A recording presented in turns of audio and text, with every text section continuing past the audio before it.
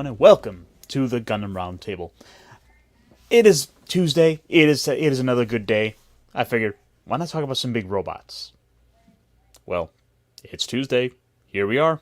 I've got nothing better to do. We watched some Gundam. And what a fine Tuesday it is. But I don't want to sit here and look like a fool talking to myself, so what do you say I bring on someone in? I mean, you look like a fool talking whenever you are around. Excuse me.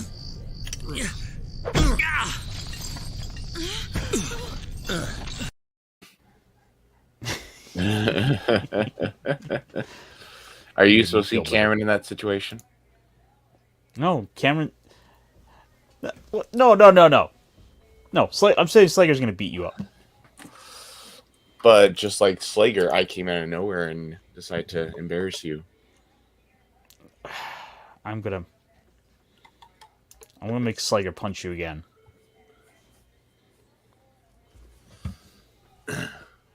But anyways. How's it going, Chris? Oh, not too bad, not too bad. I'm getting over this stupid virus. So, Is it the Speaking of- global virus? yes, actually it is. Ooh. It's I'm pretty sure I'm perfectly fine, really. Hey, brightest day. I worst I had was the first day it hit me, which was completely exhausted, sleeping most of the day, little headache, and cold and warm hot flashes. How are you feeling now, though? I mean, Oh, you said the I first day was the worst. Yeah, right. So I mean, which each day since it hit me, it's been getting progressively and better. All I have right now is just a slight bit runny nose and a little bit of irritation in my throat. It's all in my nasal cavity and throat, so it's not too bad. Yeah. So we'll just make you talk on a podcast. Oh yeah. Thanks. I already did that yesterday with Jace. So I mean, I'm definitely not gonna die or anything like that. So I'm perfectly fine. And I'm unvaxxed. So stick it, government. Natural immunity for me. Well, I'm just glad to hear that you're doing okay. Yeah. Thanks. I mean, I certainly don't want to lose you, buddy. And Hey, hang on, Nick Weiser. real quick. You may have said hello to him, but I didn't get a chance to say hey to Mr. Brightest Day. There's also Tim Christ as well. Hello, Tim. Yeah, Tim's a cool guy. I was watching a little bit of his stream the other night. They were playing some board games. And if, you ever want to get in contact with me, you're welcome on. But of course, so is Nick Weiser. He knows how to get a hold of me. Yeah. The man of many flavors. Yes. I've seen the many flavors of Nick Weiser. I think he needs to. I think he should refer to himself as Nick 32 plus flavors. Okay. Because it seems like someone's already come up with a new one. I didn't get a chance to actually stick too long to see what it was, but I saw you were playing a deck builder. You had the DC one, and I've got the Marvel one. I've been wanting to check out the DC deck builder more. But let me know what day you're streaming. I'll come by check it out again. But anyway, We're not here to talk about board games. We're here to talk about giant mecha. Well, I mean, there's a lot of parallel things we could talk about. And actually, maybe let's something for a video. But what am I saying here? Here I am saying I'm going to make a video. I'll work on it. Just put it on the back burner along with the half a dozen other things. Yes, but I think I actually have an idea for one. So I need to stop coming up with excuses and actually get on that. That's a good thing to do. Oh! Nick really needs... Yes, I was trying to get Nick... I was trying to reach out to Nick Saturday to see if he would weigh in on the subject of chicken and waffles pizza. I figured, why not get the food master? Nice. I mean, why not? Maybe we'll get the official consensus in the chat. I don't know. By the way, Chris, since Brett was so kind to bring it up for me here, what is your consensus on chicken and waffles pizza?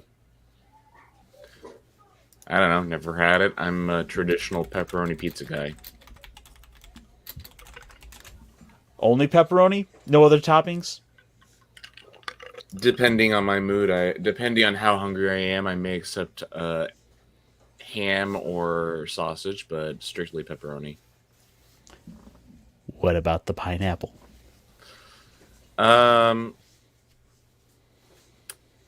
Pineapple separate, possibly, but on it, it is an abomination against mankind.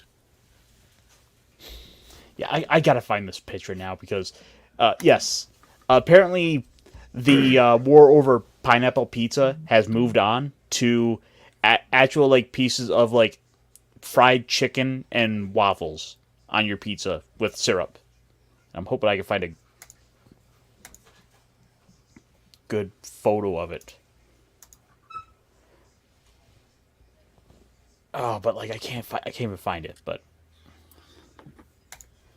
oh, there it is. I found the photo. Just because I need to continue this apparent discussion. Oh dear lord, that is actually worse.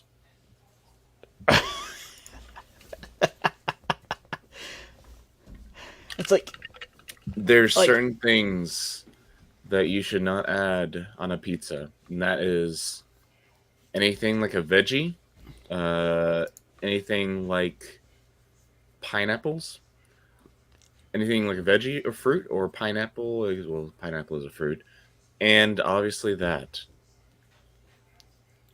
I think the Italians are having heart attacks as we speak. Yeah, it's a hate crime against Italians. Yes, it is.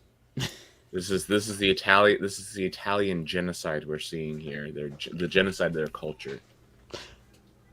You know, they thought the pineapple was bad enough, and then someone came along and said, "We're going to Holland." Ugh. I blame the Dutch. Yikes. So the only thing worse than the Dutch are the Belgium. Hey, they make good waffles.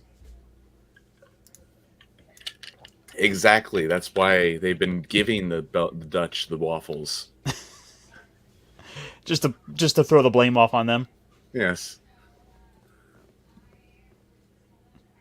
It's crazy enough that I believe it. And I mean, look, at this point, I've run out of conspiracy theories. They've all been proven true.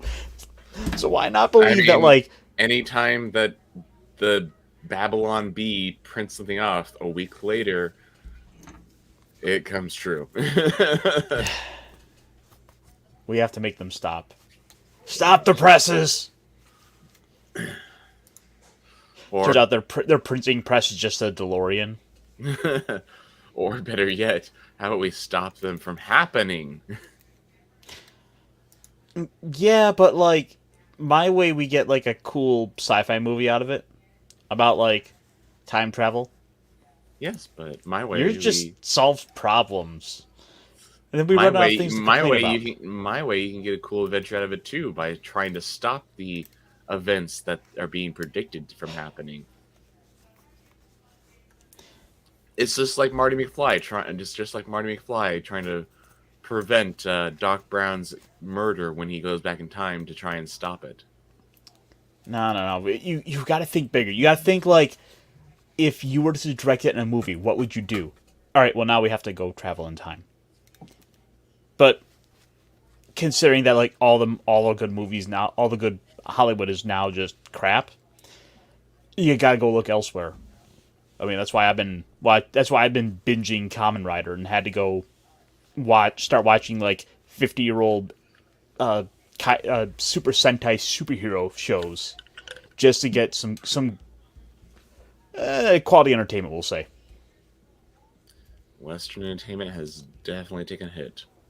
My prayers to the Rippaverse that it succeeds. There's a lot there, but and also that movie that Daily Wire's making is coming out in 2 days. Oh right, wasn't that coming out Friday? Thursday, I think. The movie is called Shut In. Well, we'll have to wait and check it out this weekend. But in the meantime, should we actually get to talk about some big robots? Big robots, a giant giant war between the space noids and earth noids, and the domination of mankind's fate. Let's get things started! Gundam fight all set! Ready? Go! Hopefully this time around your ship won't blow up behind you. I know, can you believe that? It's like every episode they keep trying to blow me up, but I have an escape pod. I'm fine. I'm like secretly like recording this from the dark side of the moon. I saw a Decepticon the other day. Granadad? Mm-hmm. Yeah, sure, we'll go with that.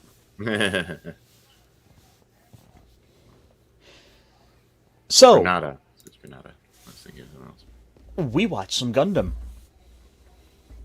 Specifically, episode 34, or 35, depending on your counting, of Mobile Suit Gundam, entitled The Glory of Solomon.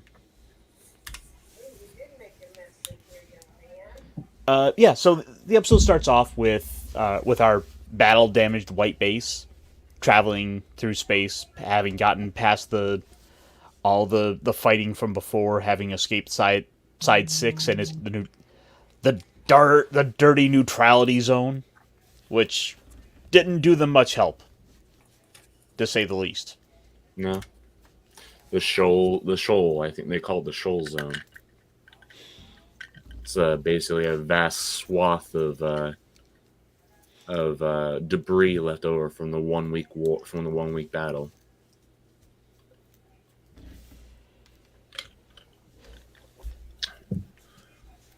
From the attacks on the side 1, 2,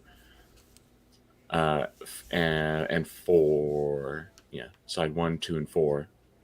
For multiple sides of the war. Yeah. And, off the bat, you immediately can see that the white base, is, while having a matter of days ago been fixed up, it's already pretty wrecked again. Oh yeah, it just had a nice little battle with those Rickdons and that one Xeon fleet in side 6. But noticeably, where we finally get to see that the white base is, of course, finally meeting up with the fleet and becoming another part of that, where we get to see that there are, in fact, other Federation ships out in space, because we really haven't seen a whole lot of that at this point. This is from the reading that I did, this is the reconstituted Federation space forces. They were wiped out at the Battle of Loom, and these are all the new ships that were launching from Jaburo a couple episodes back. They had a slingshot and they just shot them into space one by one. Yeah, they shot them into space, and then those ships went to Luna 2, and then they reorganized and began to converge onto Solomon. Yep. So having gotten together with the fleet, Bright is Bright heads off to go see the fleet commander to finally get orders in person because well, they don't necessarily hit on it here. Or they don't really go into detail, but I think this is partially for security measures to not trust, blindly sending out coded messages, whether coded or uncoded, especially in space, with the enemy so close nearby. Yeah, I would very much agree. And also they're like we agreed, like you said, that they're traveling through the shoal zone. So I mean, there's a lot of debris bouncing around. You don't know if there, like you said, we don't know if there's any recon mobile suits nearby, and also the area is probably highly dense Minovsky particles, so that's going to make communication super difficult. So all communication has to be done on a face-to-face, and Basis. and also courier ships to basically transport all the messages and everything. I always kind of find that interesting that in a lot of sci-fi, just that idea of playing with the level of communications and how things can go basically backwards back down to having to basically hand off a message. Yeah. It keeps coming up because, for example, I was just reading some stuff about in BattleTech where all of their communications wound up getting destroyed. And then you would have basically a galactic size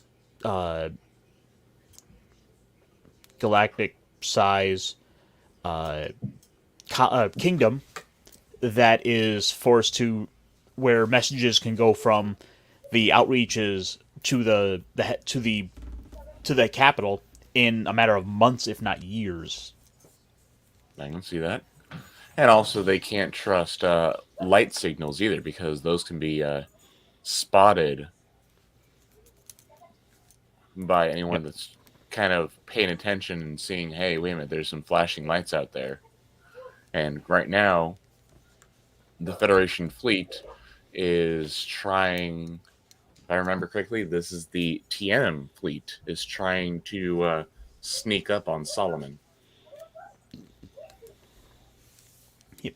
So Bright winds up heading out to go see the fleet commander, and we get to see a shot of the little shuttles, which to this point we just haven't really seen much of. Yeah. Yeah, in Kika, she's upset she can't join. Yeah. She wants to be she wants to be a productive member of the crew. It's like, Kika, just carry the fire extinguisher around. This is the white base. We're in war. Chances are you'll be needing it in about 5 minutes. Yeah, she's an innocent little kid. She's going to survive to the end. You know how these ships sure love to have the little mascot characters, and those orphans sure are ship mascots. Yeah. And so this is also a new ship that we haven't seen. It's a Columbus class transport ship, which is in the process of transferring over new supplies. Yeah. And also you get to see that this is that what would be that front right that was shot up from before.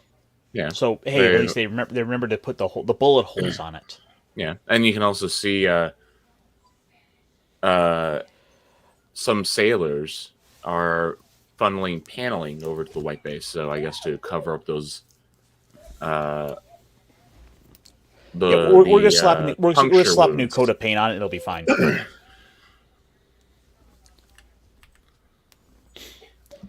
So he heads off to the fleet admiral's ship, where they meet and they get a little niceties in place. I wouldn't say it's not the fleet admiral's ship because the fleet admiral is no. Well, no, I was going to say the commander of the fleet, which is Tianum, Admiral Tianum. He's on another ship somewhere else. This is just, I guess you'd say, task force commander or whatever.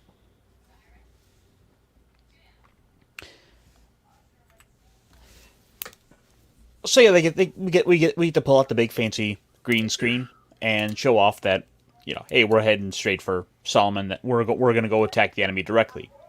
Hello, Channel And 66. oh yeah, hey there, how's it going? This is something I kind of find very cool is that in like a lot of modern sci-fi shows, you'll have holographic diagrams being projected in the middle and holographic interfaces like you would see with Tony Stark and everything, but there's just something about just a regular old screen that just seems more appealing for some strange reason. Almost more realistic. Yeah, in a sense. I mean, Ignore the fact that this one is the floor. Yeah, but I mean that's that in some way makes it kind of cool. I Yeah. mean, It holograms are cool and all, but like they should only be used for like when doing 3D displays. But I mean, for something as simple as this, just to say, hey, we're gonna move here, here, here, this is good enough. the only other thing I could point to as well is how in a lot of the modern sci-fi, you'll get basically just a sheet of plate glass that has the display that they'll have like as effectively your monitor that people can just walk behind, so you can just like see right through it, and it's just like, well, this is going to be completely distracting. This is not going to do a good job for conveying information. There is one YouTuber. His name is EC Henry, and he has done a number of videos talking about the flaws with hologram technology and how really? it's being used in modern sci-fi.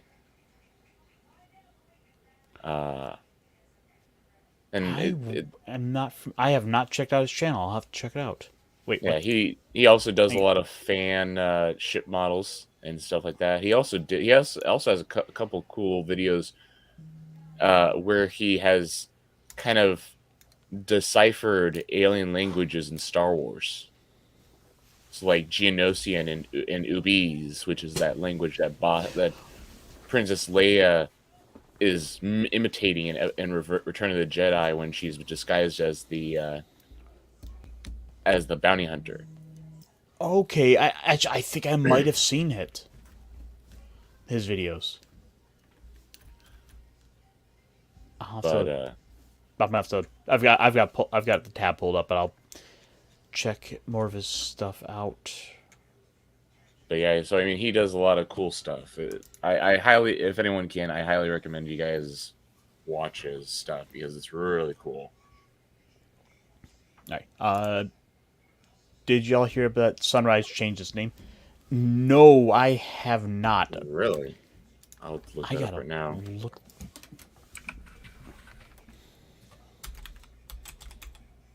Uh,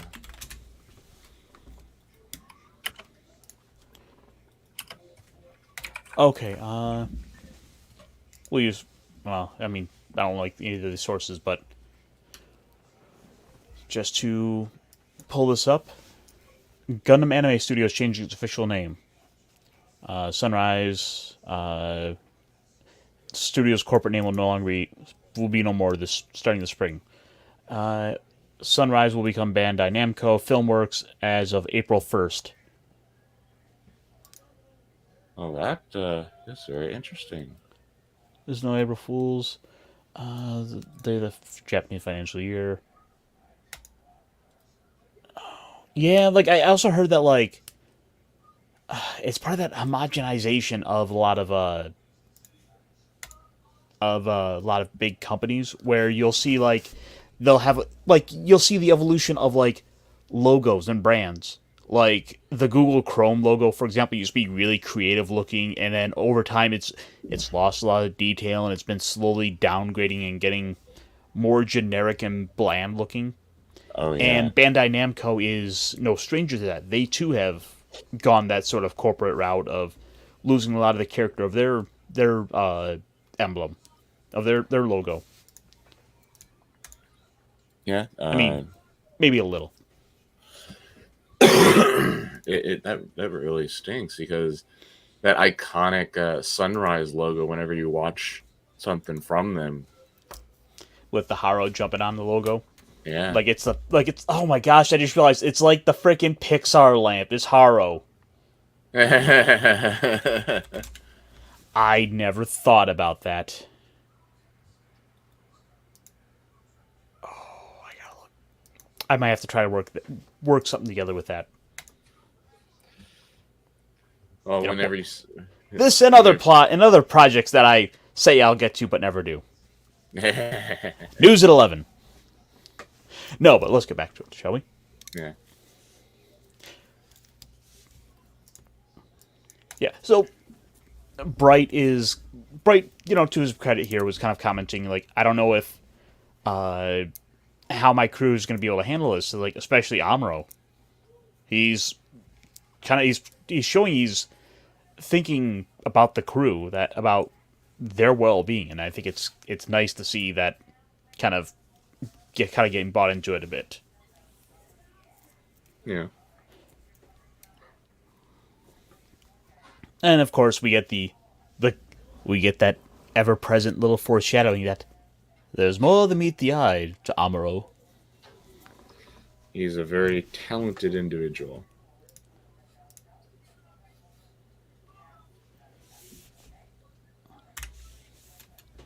And you can tell I'm being quite serious and foreshadowing.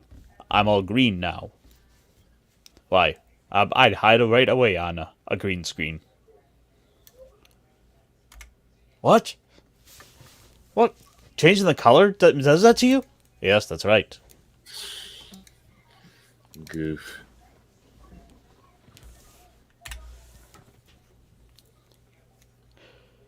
Meanwhile, Amuro is doing what he always does. Gundam repairs.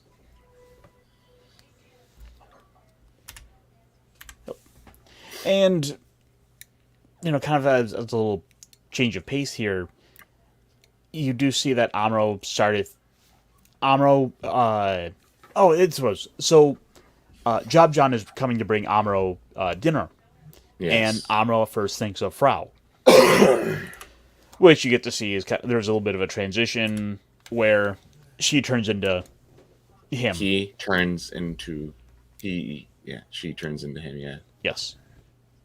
It was an illusion.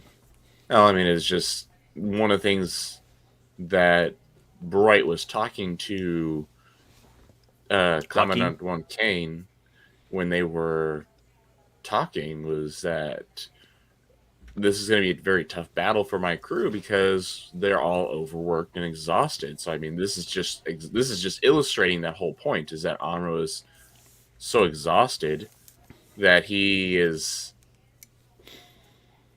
seeing Frau when it's actually Job John. Well, I mean, not only that. I mean, just kind of going based off the last 2 episodes where he saw his father and he's got to really, I'd say, he's really come to terms with what does he have left. And I think this is kind of I think you could read this as kind of playing off of that, where maybe Amuro's starting to look around and think, what is there? And but the only person who seems to have cared for Amuro in that way has been Frau. Well, it's been at first Frau, but now he has a larger family. The people of White Base. I mean, it can work. It can work in a couple ways there, but I think that's probably that probably is like a good way of kind of playing with that here. Yeah. Oh, by the way, given that the events that are about to take place, the time period that it is Merry Christmas Eve. Oh, is it? Yeah. Huh. The operations are about to begin on December 24th. Amuro's just mad that no one got him a Christmas gift. Everyone else in the Earth sphere and also the outlying colonies of humanity are all getting Christmas gifts, while Amuro and everyone else as part of the TNM fleet and also on Solomon, They're all preparing for war. No, you see, like, Amro's dad would have just been, like, throwing piles of, like, poop at him, telling him they're Gundam parts. I wouldn't say It's poop, but probably junk pieces of scrap metal and stuff like like, that. here's a broken cell phone. Yeah, this is gonna be a good Gundam part. Yeah, this will be help with your accuracy. This is a new camera module. Put it in, Chris. But yeah. So it's a very interesting Christmas. This will be a very interesting Christmas.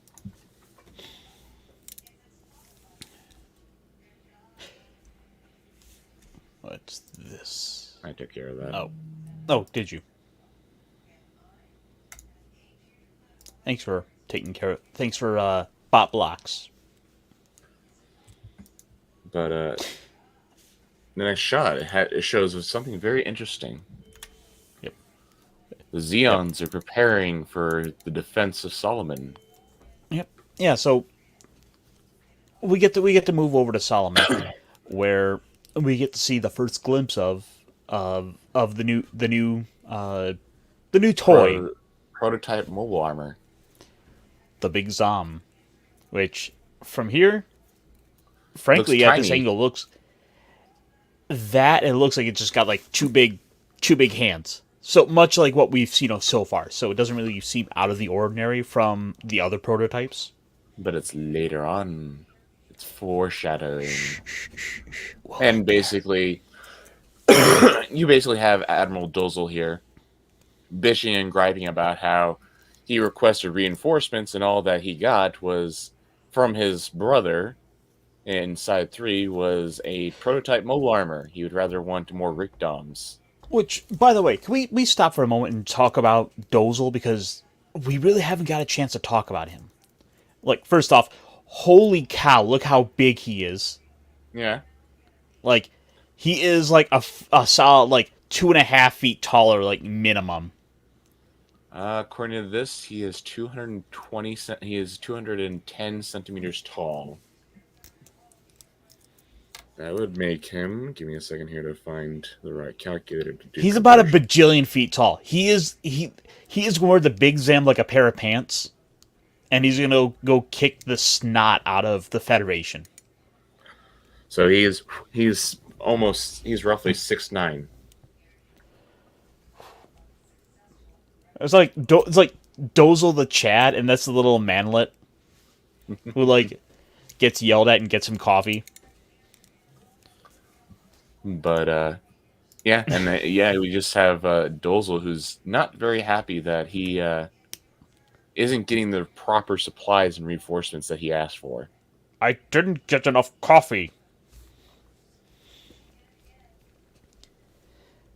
That because Gihren's not giving him enough supplies, and it's largely the family squabble. You get to see a little bit of that. You get.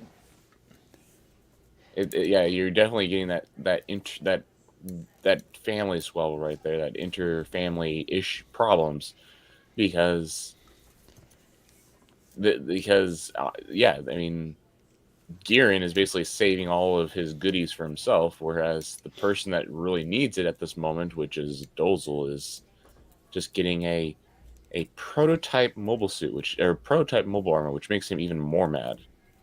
Yeah, I mean, as Dozel even points out, he's like I would have settled for just regular DOMs. I don't need the Rick DOMs. I need more mobile suits.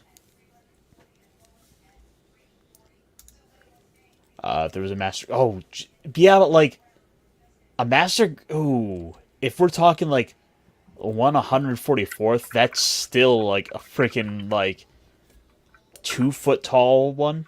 Unless you're gonna go for like a, I don't know, maybe 1 to 300 scale of the Rick Dom. I mean, I'm not gonna lie. I absolutely love a Big Zam model kit as well. Oh, master grade. What about you, Chris? Big Zam, master grade, yay or nay? I have not dabbled in model building much, but I mean, if I did, it would be really fun to get one. I want to put the Big Zam next to the Dark Gundam, the Devil Gundam. Oh, and yeah, no, I hear you. That would be a great like centerpiece on the table. Like, you throw that cornucopia away from Thanksgiving. No, Big Zam.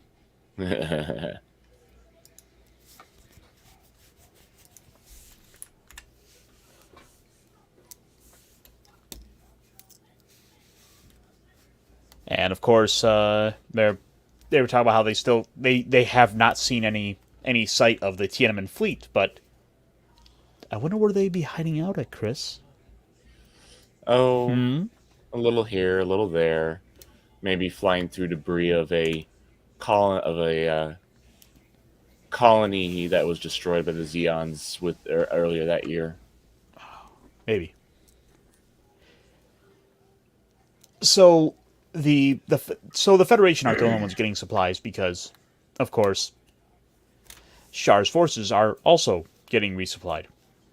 Yeah, they're picking up those supplies that they probably ordered when they first stopped at Site 6. They're now just leaving Site 6. Which, by the way, hold up, I just realized this. This is complete bullshit. This Char's riding in this? Yes. Why isn't it red? Well, neither is his Zanzibar. Yeah, that's another thing. Why isn't that red either? Come on, And Chris. neither was his Zamusai. Or the Gao that he was on. Look. Or the Like, Mad Angler I ship. look. I got a bunch of paperwork, and I'm supposed to get all this stuff painted. Like, I'm gonna get yelled at. He's right over there. Yeah, he looks like he's already mad. You know what? It's gonna be fine. It's gonna be fine. We're just gonna kind of push it down the list. But look, trust me, he just likes his big flashy mobile suits. And as long as I look like I'm busy doing things, I don't get too many questions asked. Well, you're the one that's assigned to sell secrets off to the Federation, so way to go, genius. No, that's a filthy lie. You are gonna get me court-martialed and like strung up on charges. Your 2,000 credits will be in the mail. Come on, Tim, back me up here. I'm not a spy. At least not for Xeon. Char's Or- had more than just 4 mobile suits.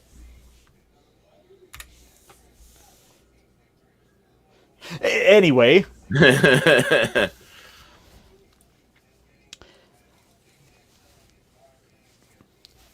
so Char, Lala, and Mulligan, or Cameron, are talking with are talking about removing the red tape seals that kept the weapons bound.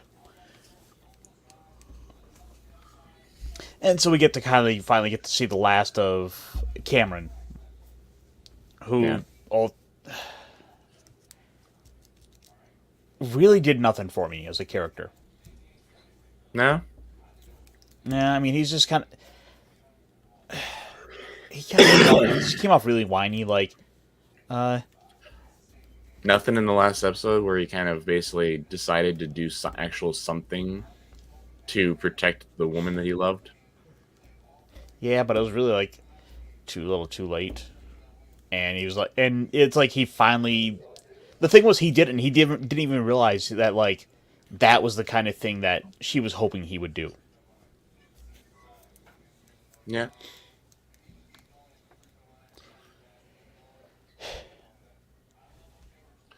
But yeah, I think right here, Cameron was a little obtuse about. Yeah, I think no need to thank us. Just get out of here and leave, please. Mhm. And everyone gets distracted by the natural beauty that is Lala Su. I don't know, honestly. That I don't know if I got the picture here saved still. Yeah, she kind of floats through. Floats through space in like zero gravity, and just kind of stares off into nothing. Like, like I'm like, she looks kind of like she's not all there. Well, I mean, she is a part of the larger cosmos. She's Well, she's tapping into her greater abilities, which are becoming more important later on. I mean, And it's really, also she's to make her kind of look a little more mysterious and ethereal. almost an angelic. Yeah. 1 second. Uh-oh. We lost him. He's gonna get a scolding from Char. I just had to pour out some paperwork, make it look like I was doing something, and also day drink. But yeah, it's like, hey, can you tell that Lala's important? I mean, she has actual like color in her eyes. Yeah. This is the 70s. That's kind of a clear giveaway.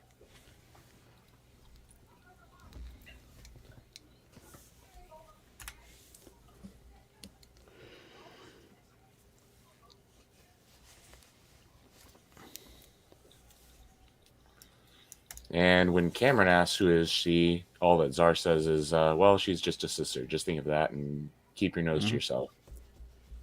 Yeah. Don't worry about it. That's not your problem. Go back to being neutral. Also, I mean, Char does basically sort of give the not so subtle threat that side six's neutrality only exists because Xeon allows it. Yeah. And I mean, that's for any country. Any country is neutral only because both sides of the war acknowledges it. I mean, Yeah, you're right. Xeon or the Federation could step in and say, "No, you're not neutral." I mean, why? I mean, think about what happened with Belgium. What happened to them during both world wars? They both declared neutrality, and what happened? Germany invaded anyways.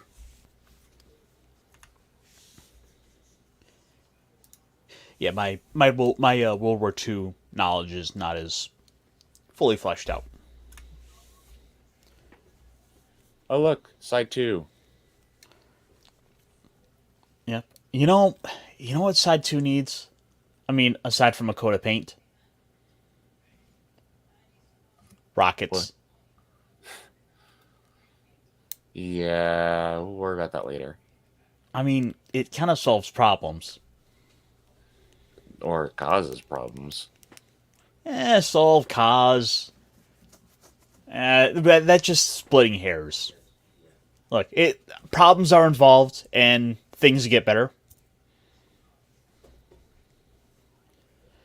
But however, I think the most important part we're kind of overlooking are these other Federation ships. The public. Which the what? They're called public ships. Public stars. Public. The K? No, it's spelled as it sounds. Yeah, so I mean, if it's not obvious, they're just carrying big, massive payloads of Public space assault ships. It's like this is the scrambled together forces of the Federation. Given how little time they've had to try and put together anything in terms of warships, it's like they're weaponizing a hydrofoil. Well, I mean, this is leftover from. These are leftover, scrambled together pieces and plans that were left over from their fleet and forces prior to the outbreak of the war.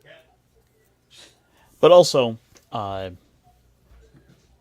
so the kids they get thrown into a chamber and said, "Don't leave here. You'll be safe." Yeah. Sorry, cat's going crazy. So yeah, we got the ship. We got the white base getting ready for war, and like everyone's in everyone's in spacesuits just in case holes in the ship happen. Because apparently they don't want to waste the budget on more space bubbles. Hey, I mean, you gotta Save resources. Save resources for when they're needed. Also, like, I like to think that this is just an excuse. I like to think they were going to do this anyway, and it's just an excuse to force the kids to finally sit down and not not get in the way. Like, sit down and shut up. And they'll find a way to do something. We'll see that in the next episode. No. We made sure to put like lead weights in the spacesuits to hold them down. How good are lead weights going to do in zero gravity? All right, fine. They're magnetized lead weights. Look. Is lead even magnetic? It's space lead. Of course, it's magnetic.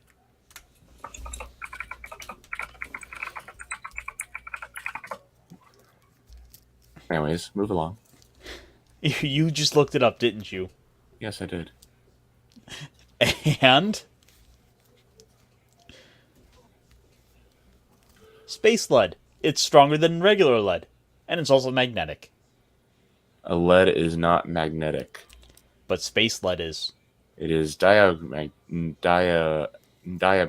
because it can interact slightly with magnetic fields. By moving a very small, very large, very strong magnet past a very strong magnet past a piece of lead, it can cause the lead to move, but it has to be strong, and it's not going to be very much lead moved. Yes, and in other words, space lead is stronger. Space lead is magnetic. Oh, just accept that the orphans are always going to be around. They're not going anywhere. Get over it, you big baby.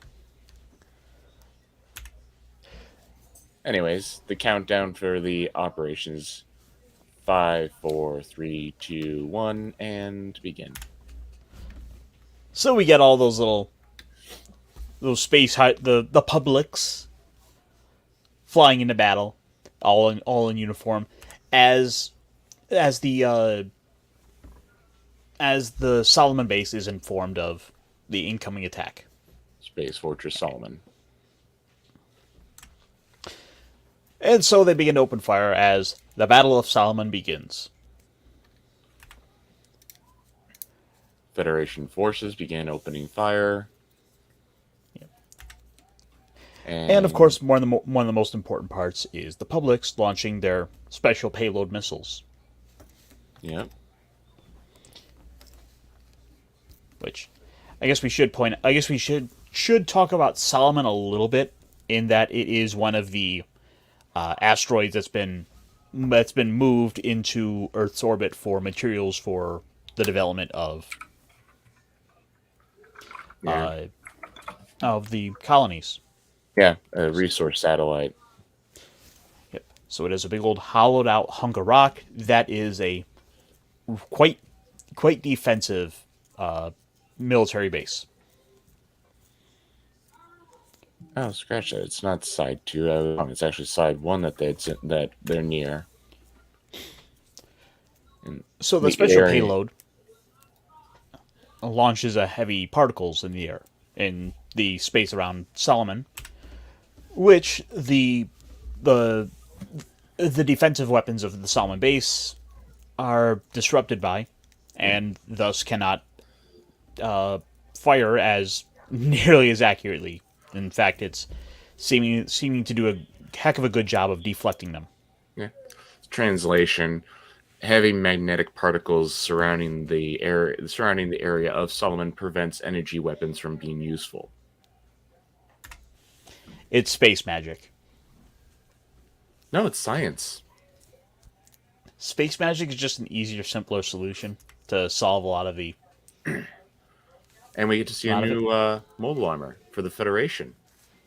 Yep. In fact, it's everyone's favorite mobile suit, the ball. Everyone loves the ball. A small, self-contained, spherical space pod with a gun attached to the top of it. Yes, that's going to be quite fun to ride around in. Because when you're in a pinch, you got to go grab the nearest thing, and if that means grabbing the escape pods and slapping a gun on it, you damn well better do that. Well, yes, the Federation needed to build up a armed force to compete with the Xeon's mobile suits quickly. So why not the ball? They are also cheap and easy to make. Soccer balls. Drill Boy would be very happy with these. There is actually I think there's actually a couple scenes where you see some of these balls being kicked like soccer balls. Oh, real quick. Hello, hello, Mr. King Dolphin, aka Feliciano. Hello. I hope I said that right. It was fun enough last week with me struggling to pronounce it. But fingers crossed. I'm sure I'll find out in any second now that I said it wrong.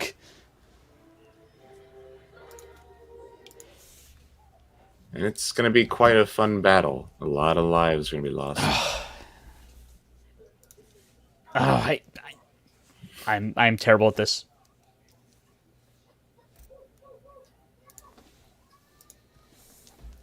Oh, wait. You did it right, so he's proud Yes! that you did it right. It only took me like 35 streams to get it right.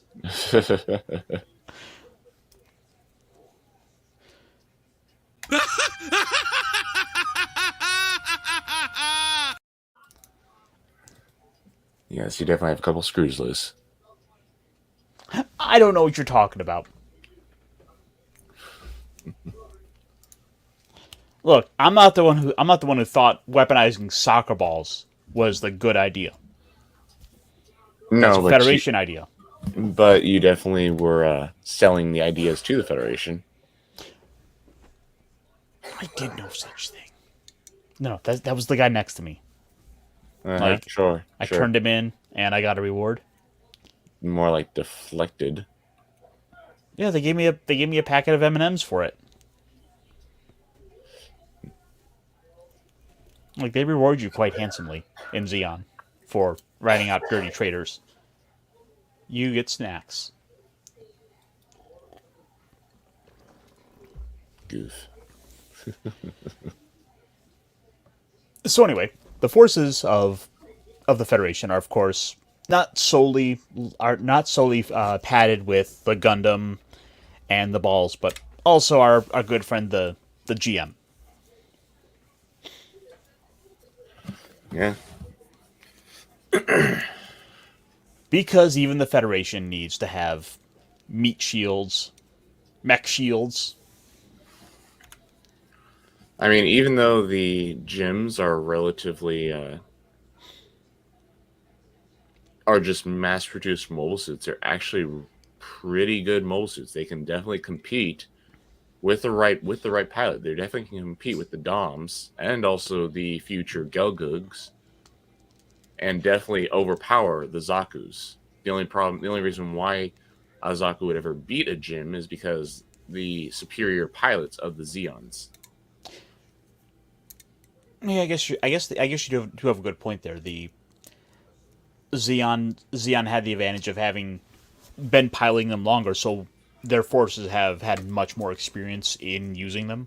Yeah, these are fighter pilots that are basically thrown into a whole new style of warfare and said, "Good luck with some training, but still, it's a whole new style."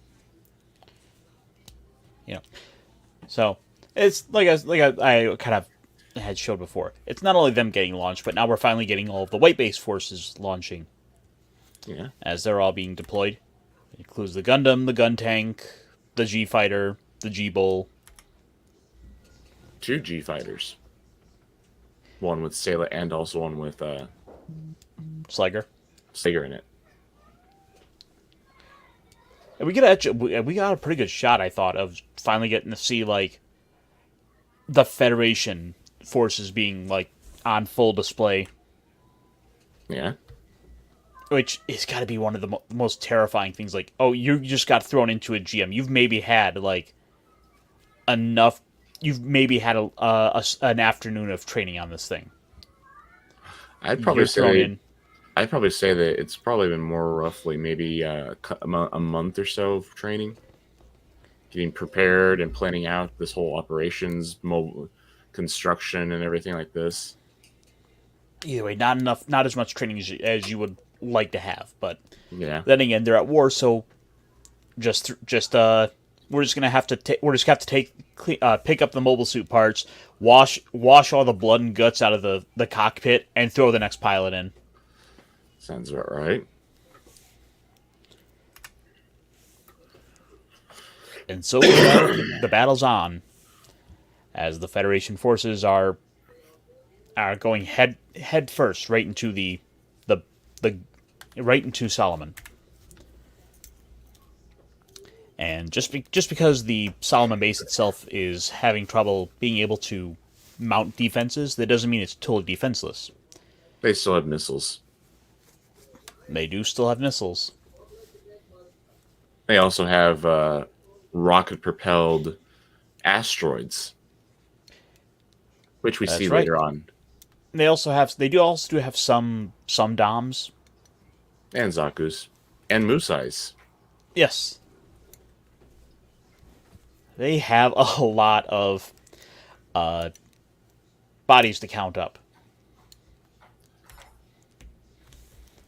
And Dolza decides to leave the HQ to go into the residential block and go to his private quarters to visit the love of his wife and the child that she bared for him. Yep. So we get to see we haven't really seen this side of Dozel in the show, but Dozel is a father and a husband, and while he is a soldier, he is also has to think about them. And Well, any real soldier, the whole purpose of a soldier is to exist, is to protect civilians.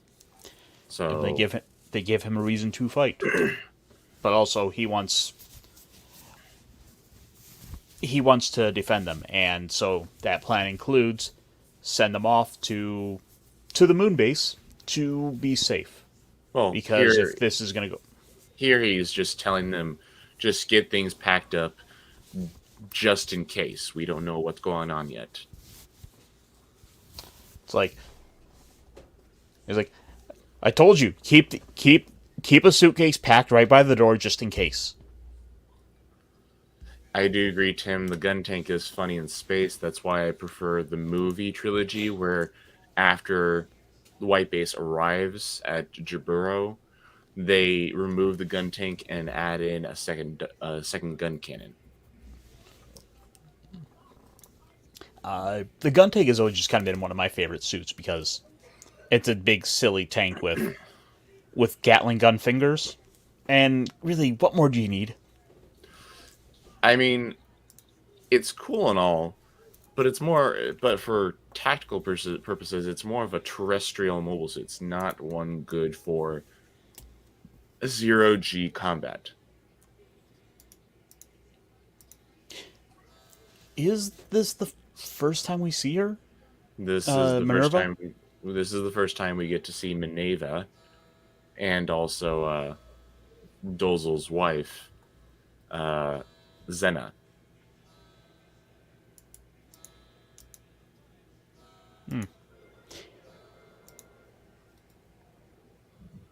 And Minerva will become She may be more important later.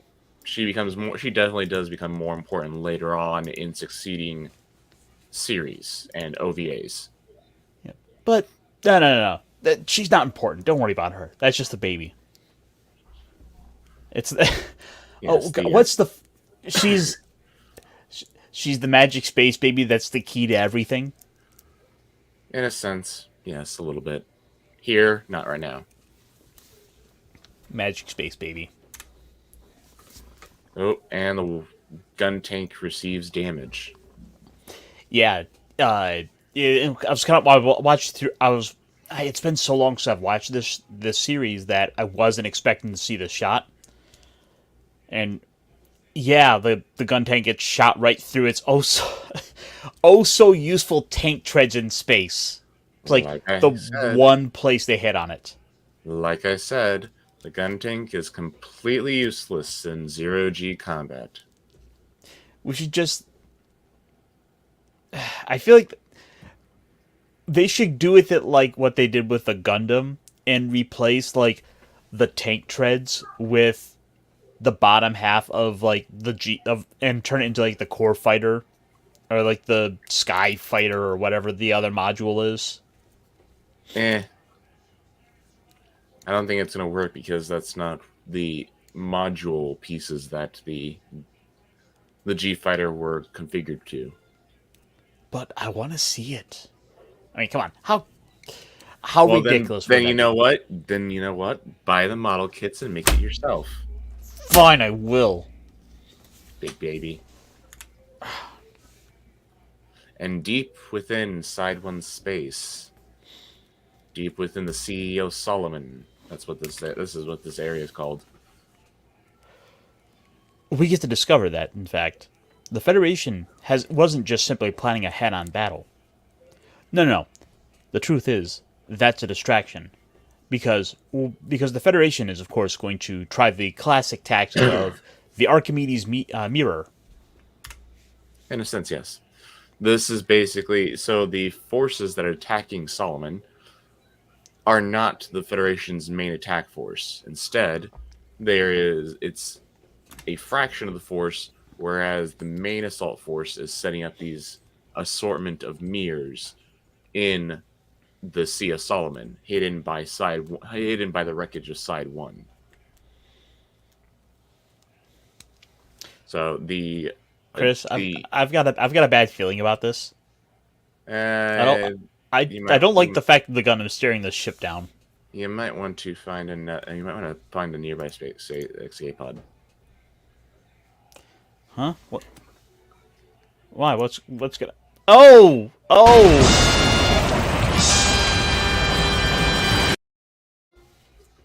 And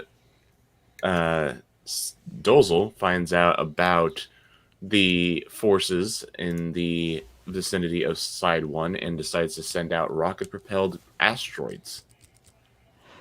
Because of course the Federation isn't the only ones with secrets up their sleeves. Launch the meteors. Did he stutter? No, no, no. Launch the meteors. Well, they're not meteors until they enter atmosphere. Come on, get it right, man. Fine. Launch the big giant rock missiles. Yeah, that works. And as you can see here, you see the Federation's completed the mirror, and they're now focusing the individual mirror panels onto a certain location, very much like taking a magnifying glass and using it to burn ants. Which proves to be a very powerful laser and quite effective. It's not really a laser; it's just solar light being I mean, focused. Dozel calls it a laser. They believe it's a laser, but it's not really a laser. It's a sun laser at this point.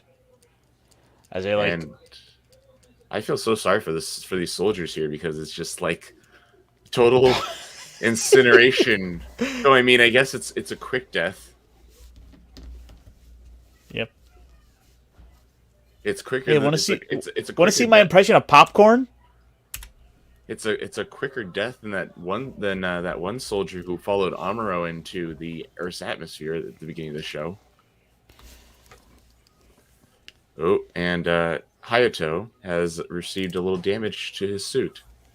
Yeah, so we actually get to see that his suit is in fact leaking some of his oxygen from a crack in it, and he at least has the foresight to go and And he's also wounded. yeah patch it up, but of course he's got some bleeding in the suit, and so he has to go and pull himself out of battle. His ship is damaged. He's unable to fight any further, and he's able to pull himself off the battle to get some first aid. Which we haven't really gotten to see a whole lot of Hayato in the series. I mean, Yeah, Zeta will later feature him more prominently, but Zeta in this and show, he's also underutilized. Zeta and also Double Zeta both feature him a little more. Right. But unfortunately, that doesn't help any here now. No, though I do kind of feel like this next moment is kind of more Hayato's moment than anything. And after Frau Bo gets permission to go and help with Wounded, she goes and she runs into the infirmary and she decides to go help Hayato. Yeah, which you get to see that they have that sort of curved Hallway. It's that allows for some so, form of uh, gravity.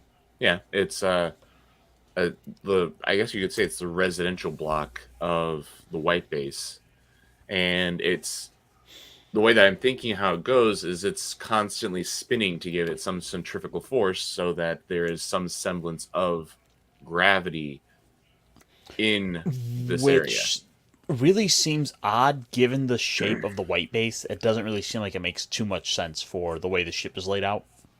Well, I mean, if you actually look closely at the White Base, there is a section right smack dab in the middle that kind of has a cylindrical aspect to it.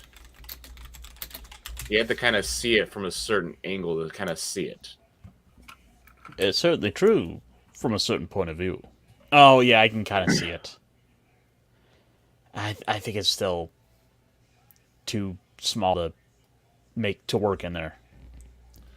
But it does. It works. Yeah, I'll give you that.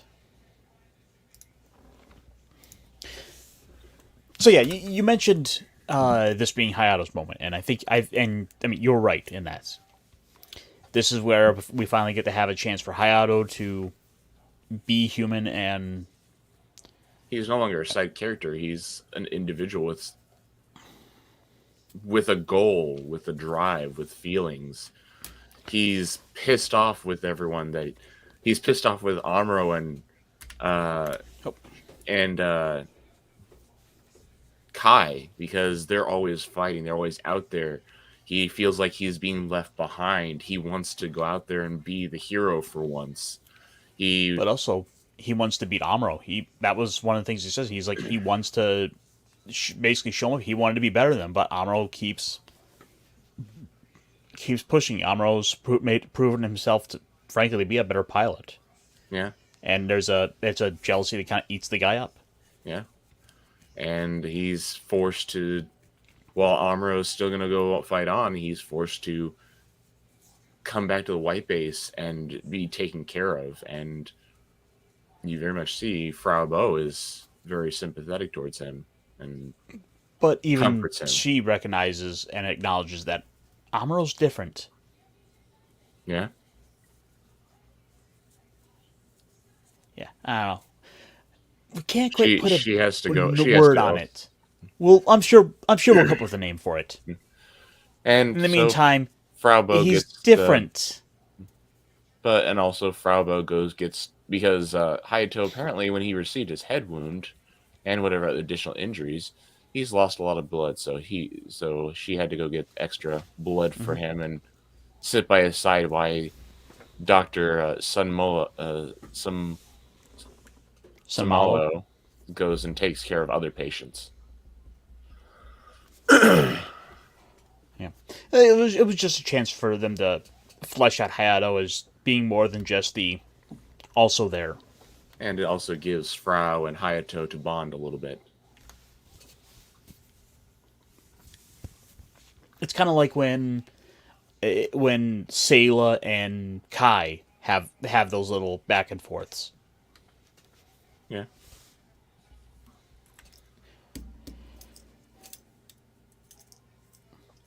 So meanwhile, let's see, they're just like send more missiles out.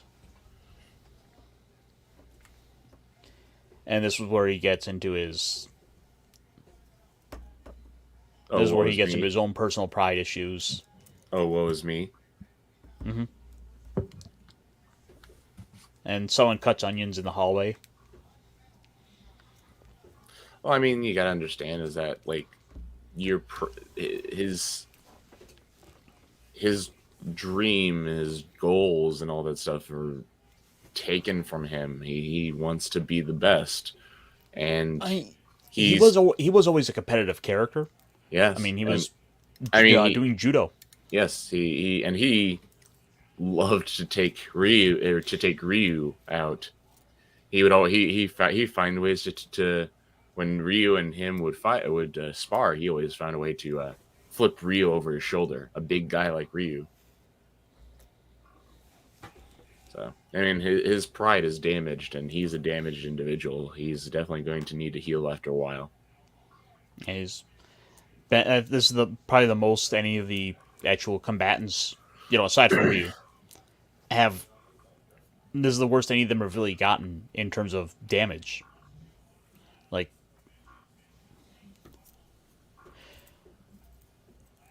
so Hayato has his little kind of pity moment where he's letting his fears out and sharing his own kind of personal burdens with another. And I think it's good to finally see that from him as a character. And Frau Bo finds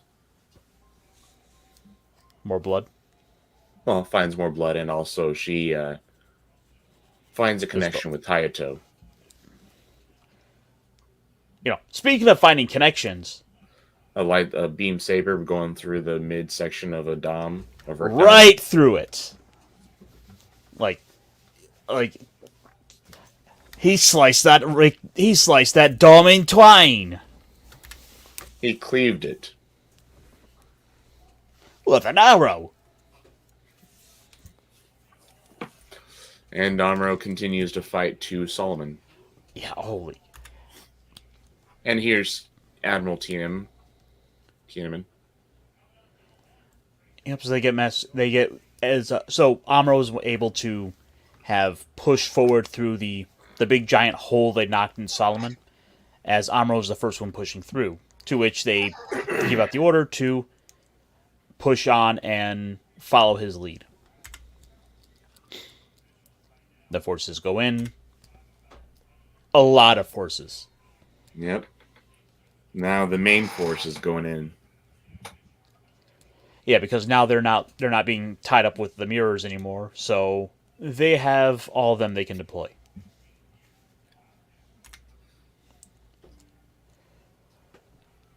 So they get into the big old molten, melted out hole of rock, and manage to push their way into the actual base of Solomon. Yeah, Amuro gets inside of Solomon, which is really quite impressive. And we're back to Char, leading side 6 still. Char is sent word from Caecilia to go and head to Solomon to give support.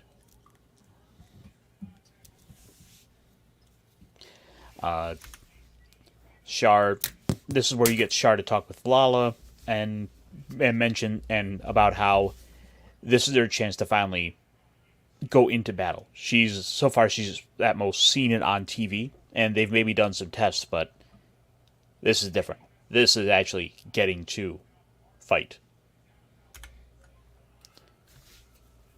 And you get Cameron saying, "Finally, they're gone." Fine, I don't want here anyway. And now we have another little meetup between Dozel and his wife Zena, and him basically just saying, "Hey, honey, yeah, things are going fine. Things are perfectly fine. I have it all underneath control, but it might be a good idea for you to go hang out with my sister for a little while." Yeah, just go away for the weekend and deal with the family. Don't worry, I'm gonna get everything all cleaned up here. Don't worry about it. Totally fine. Make sure that our daughter grows up big and strong. And I love you very much. And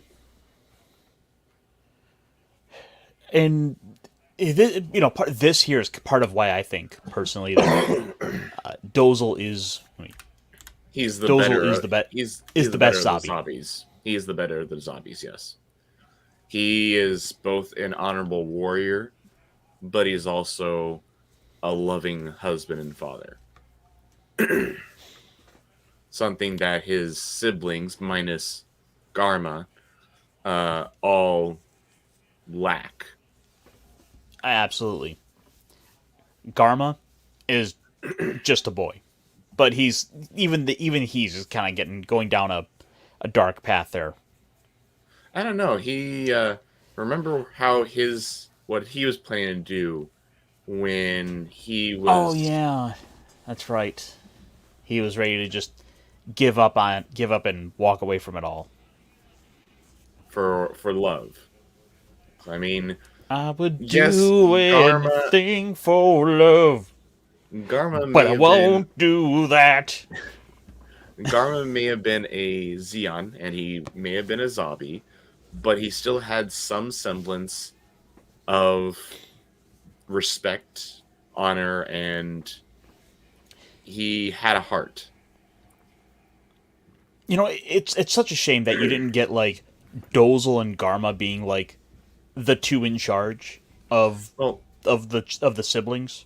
yeah. Well, I mean, you had Dozel saying right at the beginning, right when the family all came together, right after Garma's death, saying, "I was hoping someday to walk through this door and take my orders from Garma," because Garma was definitely the favorite child. He was definitely their father's favorite child, and um, Dozel being the third oldest after his brother Giern and Sosoro, who died before the show. Uh, it's just how the power structure was distributed when Xeon first declared its independence. Yeah, he Dozel has a face for radio, to say the least. But scars like that are very befitting of a warrior, and at heart, that's what Dozel is. So he's willing to send his family off to For their safety. yep for their safety, and while he could cut loose and run now, he's He, still a warrior. He's a commander. He cannot cut and run. he said he basically goes along the lines of, for I have to protect the honor of Xeon. I have to do this in the name of the zombies, so on and so forth. And I can't leave, but we're gonna win. We're still gonna win. Don't worry, honey. Go to Granada go to the Granada on the moon, and I will come get you when this battle's over with. And so they send him off. I don't know why. It kind of makes me laugh just seeing the way they buckle them in so they can launch them. Well, I mean, it's a fast moving view. They're basically shooting them out of the asteroid, out of the fortress. So I mean, this is probably the actually safest method of doing it. Well, also that and the fact that all of the other women there are basically treated like ladies in waiting to her, They are. like down to the dresses, and it's just like there's something about that aesthetic to it all. It's just kind of You sticks know, out to me. you And know, I mean, I given when the show came out, this was a genuinely kind of it was kind of beckoning back to the sort of I don't want to say feudal age of things, but there was sort of sort of Victorian, aristocracy going on with the Victorian. Xeon and the Zabi. It does kind of give me a Victorian kind of feel. But I mean, yeah, I mean, it's they are definitely servants because this is Lady Zena and Lady Maneva, the high ranking members of the Xeon uh, family, of the Zabi family, and this is the heir to the Zabi uh, dynasty. So I mean, obviously, that she is going to have a lot of people surrounding her, taking care of her, at her, and being there to protect her. She may be important in down the line. And then you got Dolzo coming into the hangar and saying, "Is the Big Zom ready yet?" Because now that mobile suit that he Send out all the forces, every last Dom, every Rick Dom, every Zaku and Goof and Magellan. Hold nothing back as we hold Solomon. Goof is not going to be useful in because it's a ground mobile suit. But yeah, we get a nice view of the. So we finally get to see the mysterious and was spoken of in whispers, Big Zom. Yeah, and you have Dolzo basically laughing his head off, saying, "You know what? We could do this." And when at the beginning of the episode, he was basically bad mouthing this thing, but now he's like, "Ooh, yeah, we can do this now." And so the episode ends with the battle well underway, and the Gundam and the forces of the Federation base, the Gundam and the Federation forces, having now breached into the inner layers of the Solomon base, with a secret weapon about to be unveiled.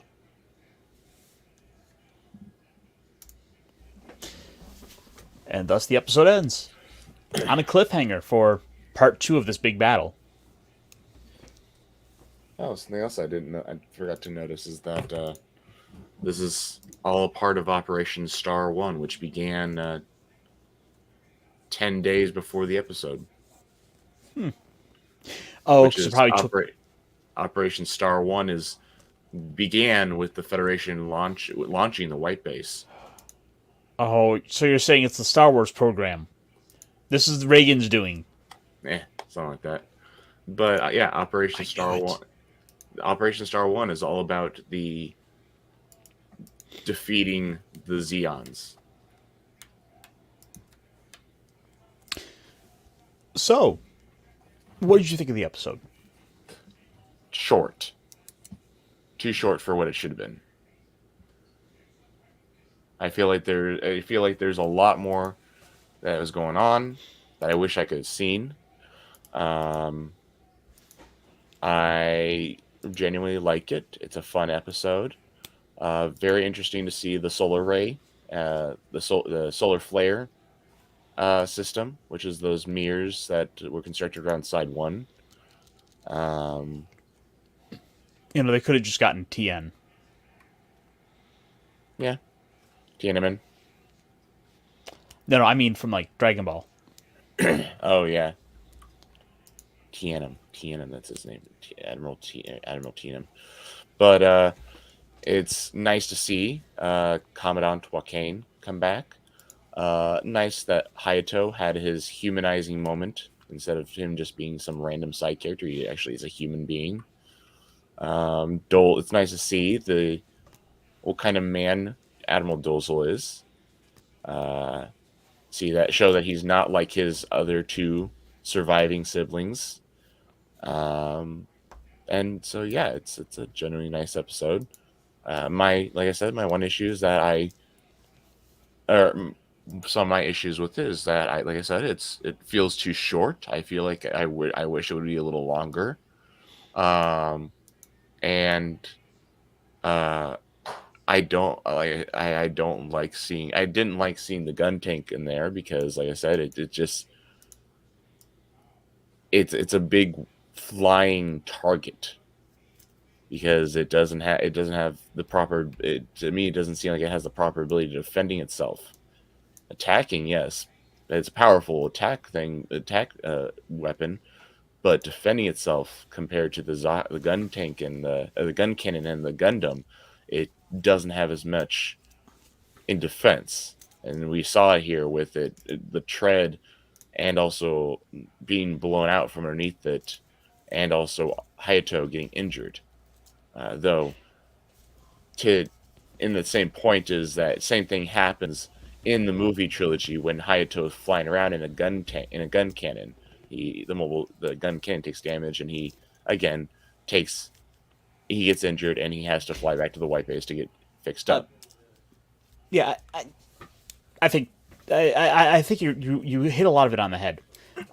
There's a lot of humanization of some of the supporting characters around this that I think is always nice to see, that it isn't just purely that it isn't just all about Amuro, despite what the credits might push. Because I think in fact the closing song just starts Amuro, Amuro, as they're singing about him. Yeah. But like I said, it's nice to see that they get attention, and that they get to be. You get to see on both sides a little bit of that humanization, where they're not just all the Xeon aren't just mustache twirling bad guys like yeah ha ha ha. Like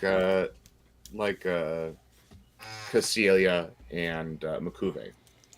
Yeah, I mean, don't get me wrong. There are those in there. I mean, it's because of those. It's because of those individuals that Xeon basically loses the war. Part of the reason why Xeon loses the war. Right, and it's good to show that there are some good soldiers on the Xeon side, that they aren't just all evil for the sake of evil. And Dozel, because of who he is, his men are extremely loyal to him. They would put their lives on the line to defend him because of how much respect that they have for him. And he is the leader of one of the military branches. He is also the leader of one of the military branches of Xeon, the Space Attack Forces, basically the Navy, the Space Navy for Xeon. So if he dies and Solomon, which was the headquarters, is taken, that's one branch of their military that is really crippled. So overall, what would you give the episode? Just to kind of bring us back around and wrap up it. An 8.9. Okay. Was that partially because you thought that the episode Nerdporial was kind of too short? Yep. Hey, it's Nerdporial. The turning point of the war happened a lot earlier. Well, this is also, at the same time, this is one of those major offensive victories. Yes, I'm just saying. In this case, this isn't a land battle. This is now a space battle. They've now effectively gone back to the Xeon home field advantage. Yes, I'm just saying is that the turning point of the war happened with Odessa, and that was when Xeon started losing ground, and basically everything that Xeon had completed up until this point has just completely fallen apart. Xeon is on the run. Bots on the run. We're not that far yet. Yeah. Coming soon. Spoilers.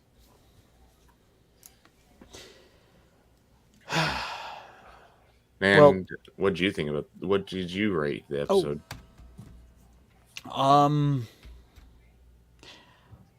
Yeah, it kind of does end on that cliffhanger, which, hey, it's cool to see that we actually have some battles in this show that can actually go on past the first episode. And I think, you are kind of right that in a way that it does seem kind of short.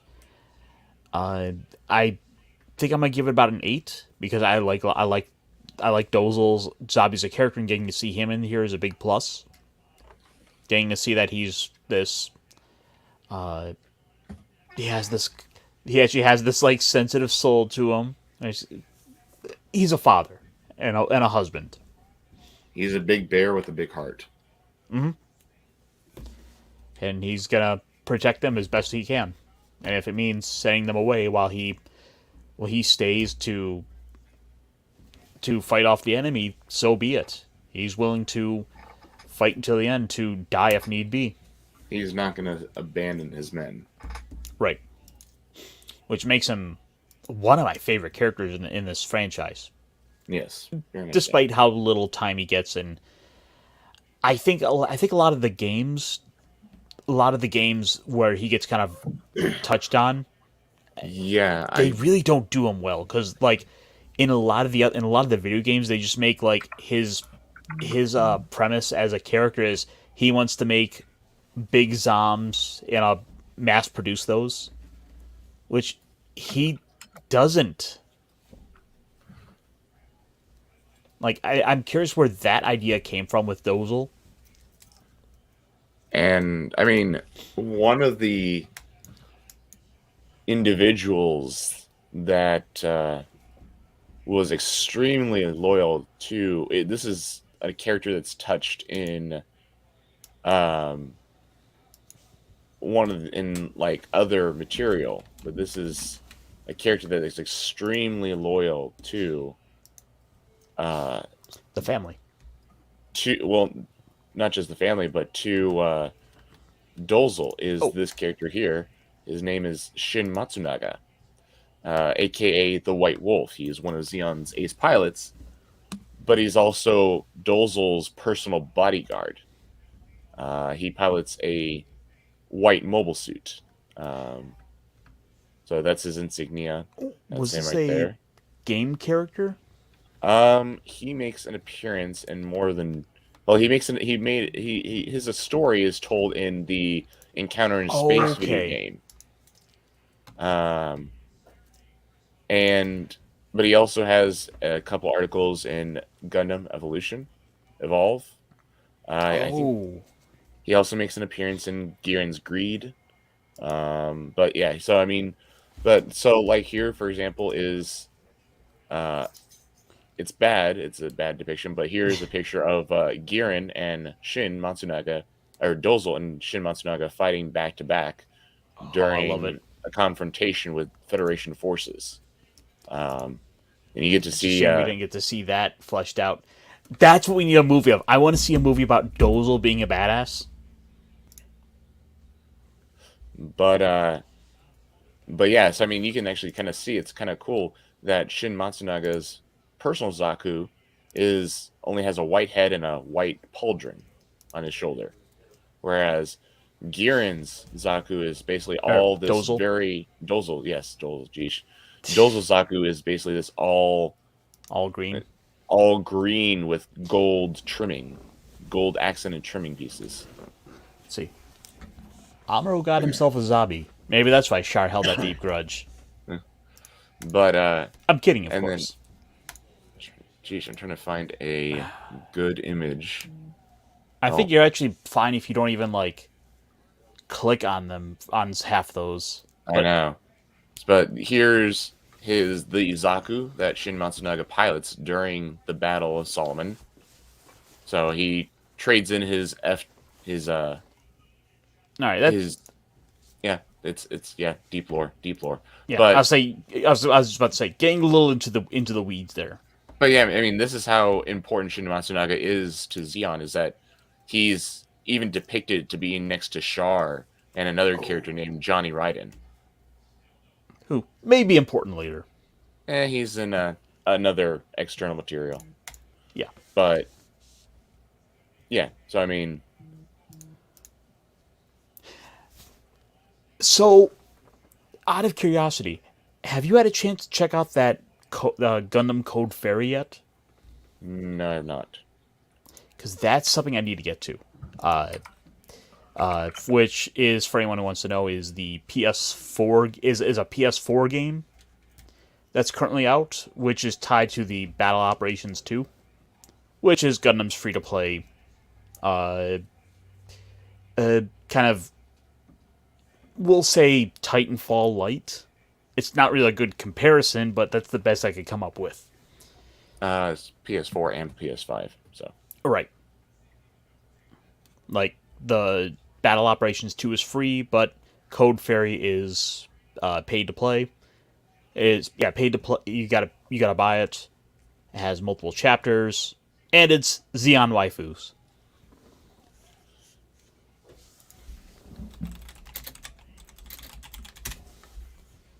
I mean, really, do you need anything more than like a good Xeon waifu? Personally, I I don't know. would rather. I would rather get a good story style of gameplay of Gundam from Gundam. I haven't had a good game like Encounter in Space or Journey to Jaburo or heck even Federation versus Xeon in a long, long time. I would even settle for Dynasty Warriors, a new Dynasty Warriors Gundam. But in the meantime, I think Xeon waifus will have to do.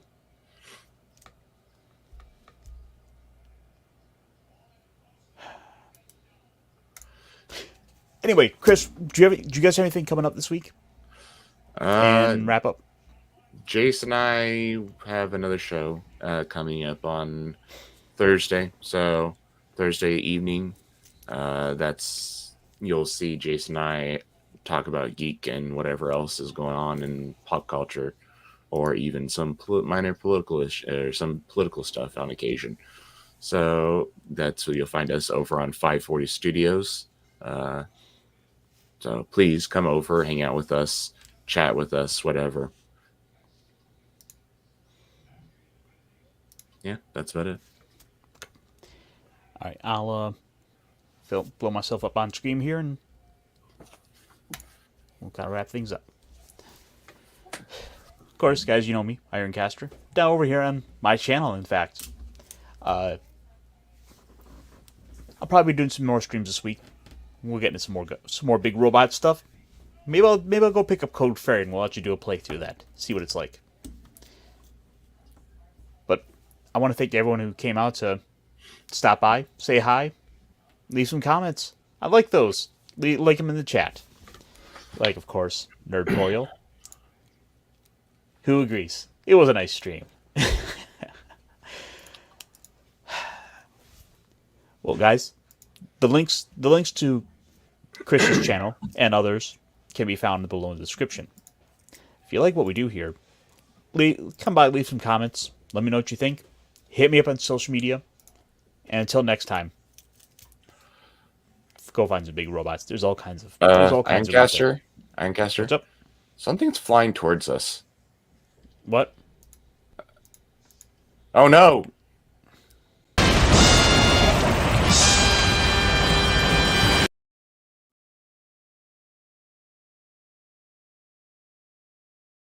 Let's get